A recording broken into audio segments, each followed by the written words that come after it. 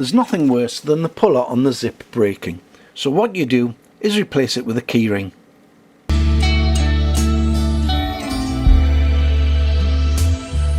Small pullers on zips are difficult to use, especially when using gloves. So you can improve them by using a keyring again, or putting on a puller, or weaving your own using the lanyard knot. Anything to make life easy. The easiest method is to use a piece of cordage the right size. First, feed it through the end of the puller, then through the bottom of the puller. Make sure you've got a point on it so it'll fit back through the end of the puller. Then join the two ends together and knot them, and then chop it off at the right distance. It's simple, it's easy, it's fast, and what's more, it works.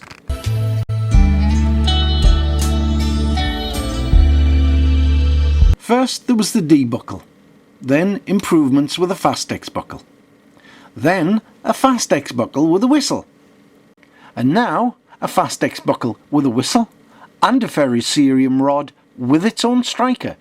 A good place to keep the fast X buckle with a whistle is on your chest harness. You can undo the harness and put the whistle in your mouth, it's not a problem.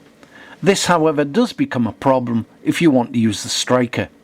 So one simple answer is to put it on a piece of Velcro, attach the Velcro to the loop, and if you want to, you can hold the whole assembly down with another piece of Velcro around the strap.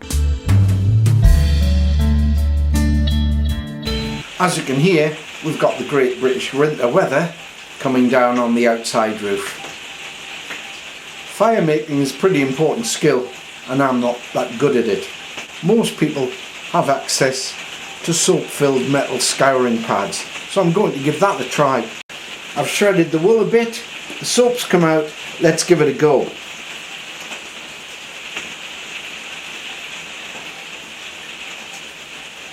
Well, it seems to work. Okay, I've combined it with some kitchen tissue and we'll see if we can get the thing to light. Well, it doesn't seem to be working that well for me. I think I'm going to have to go back to the drawing board and practice some more. Someone on the internet said that you could light the green bit off these cleaning pads, again using the 9-volt battery. But it doesn't seem to work. Perhaps it's because the battery's dead. No, the battery's still good. So if nothing else, I've found out that A, I'm useless at using electricity light fires, but a cheap little battery tester, like this one, which works with AAA through to C and D cells and 9-volt batteries, is worth its weight in gold. I know that the failure to light's not down to a dud battery. Also, when you come to check your kit before you go out, it tells you whether you need to replace your batteries or not. It costs very little. I've had this one for 20 years and it's still a brilliant bit of kit.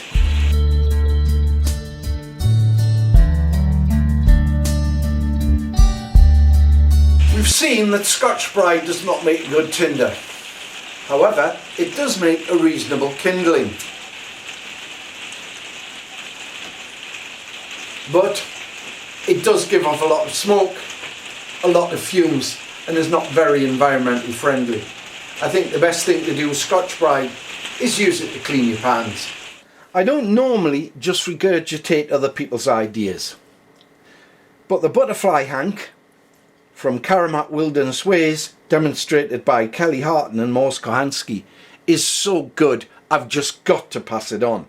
There have been loads of videos showing hanking of rope in a figure of 8, but Kelly Harton and Kohanski have taken it one step further. The problem isn't the hanking, it's the knot that you keep the whole thing together with. The problem is getting the retaining knot undone. After you've hanked your rope in a figure of 8, you end up with a short end and a running end. The running end you turn into a loop, and you twist the loop once, twice, and thrice.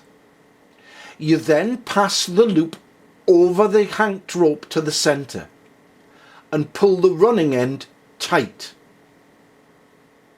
you're left with a long running end and an end for pulling out the cord. If you do it properly, you end up with a cord that you can pull out as much as you like without it all falling to bits and without it tangling. If we've done this properly, we should be able to pull out some cord ready for use and then tighten it up. Then pull out some more cord and tighten it up again. At the very end, we should be able to pull out all the cord and be left without a knot. We start by hanking the rope in a figure of 8 like we've done so many times before.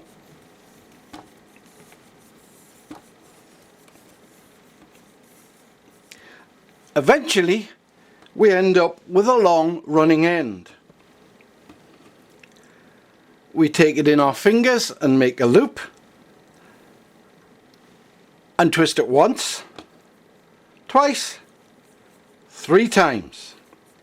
We put it over the top,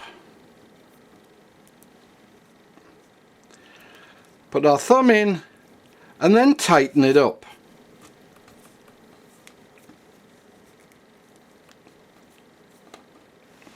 If we've done it properly, we can pull it apart again.